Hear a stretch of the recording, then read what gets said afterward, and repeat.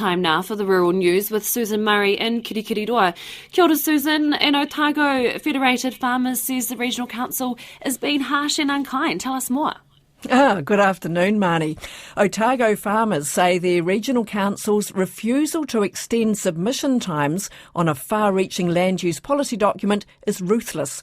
Submissions on the Otago Council's regional policy statement are due this Friday, but the local Federated Farmers President, Mark Patterson, says because of the lockdown, they need a 2-week extension. He says the policy sets parameters for land use and environmental protection for the next generation, and calls for the extension are backed by Forest and Bird, DOC and many other groups. He says they're disappointed the Council's Chief Executive, Sarah Gardner, is refusing to budge. Made common sense. We're in the middle of a pandemic. We've got staff working from home with rural internet, unable to share files. They're under huge pressure as it is, with a huge backlog of regulatory stuff trying to clear up the last plan, and now we're having to submit on this forward-looking regional policy statement, which has huge implications for a generation. And it's just lacks all sorts of compassion, and it's ruthless and inconsistent with what the government's doing with its own regulatory process where it has allowed for delay. So it's just common sense that they would. Can you put a late submission in? Because basically you've only got, say, 5 days now, haven't you? That's a really dangerous game to play. This has huge implications, this regional policy statement. We have to get it right. It's the first under a new planning process, so there is limited rights of appeal.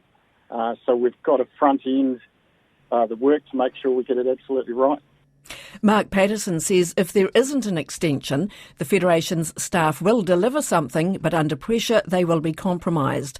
The Otago Regional Council did suggest people sent in submissions late. It has been approached for comment. Horticulture New Zealand says the Level 3 border, which comes into effect tomorrow night, should be smooth and allow growers to get on with business as usual.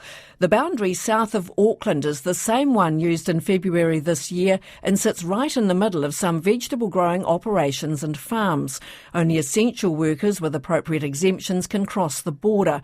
But Hort NZ Chief Executive Nadine Tunley says luckily it is south of Pukekohe.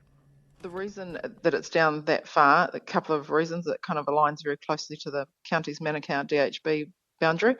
But in the original border that they put in, a number of our workers come from that upper Waikato region, and so therefore we're having to cross the border quite a bit. This reduces that number of movements over the border. She says growers in the region are doing a lot of preparation today and will be tomorrow and have been applying for the exemptions. Ms Tunley says the government has assured them there will be no disruptions to freight, meaning produce can get across the border. For us, it's all about making sure we can get healthy, fresh vegetables out to everybody, because we know there's been a few shelves empty because the sort of consumption has increased considerably. So everything we did last week and what we're doing in this sort of next 24 hours, in the last 24 hours, is about ensuring we can provide fresh, healthy vegetables and fruit to New Zealanders. Nadine Tunley from Horticulture New Zealand. As you may have heard in the business news, rural services group Allied Farmers' full-year net profit has more than doubled to $2.6 million.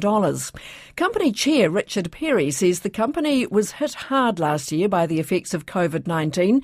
However, moving to online auctions helped the company adapt and continue operating.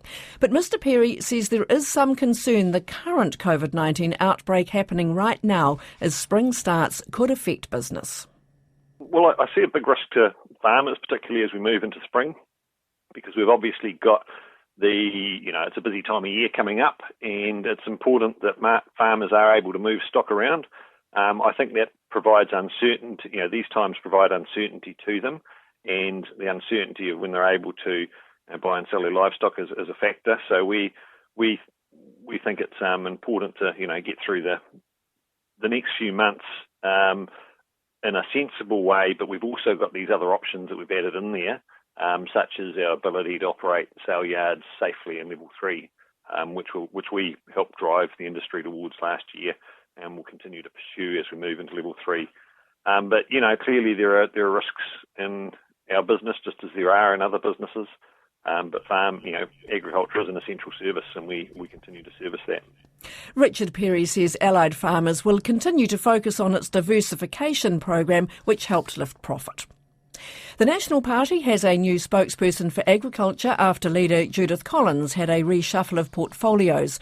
Barbara Kuriga will take over from David Bennett. Ms Kuriga, the MP for Taranaki King Country, has a history in dairy farming and agribusiness and has been the spokesperson for rural communities. WorkSafe says injuries can be lowered in horticulture by getting employees involved in health and safety. The government agency has been working closely with the sector to reduce workplace harm. WorkSafe's engagement lead Al McCone says horticulture has above average rates of harm compared with workplaces across New Zealand, but compared with the rest of agriculture, they're quite low. He says most accidents happen because of slips and falls, and fatalities usually involve vehicles or electricity. Mr McCone says the best way to get people engaged with health and safety is getting them involved. The people who are doing the work generally know what's going right and wrong. If they have a say in how work is done, they're likely to be more engaged in the work, and they're more likely to pay more attention to what they're doing. If you treat health and safety as a tick-the-box compliance exercise, you're probably not going to bring down the rates of harm. A fully engaged team is better for your business, full stop. They won't only make suggestions about health and safety, they'll make suggestions about productivity, about work systems, about machinery. Once you give permission to people to contribute, their contributions don't stop. They will continue. Al McCone from WorkSafe. And that ends Primary Industry News for Monday.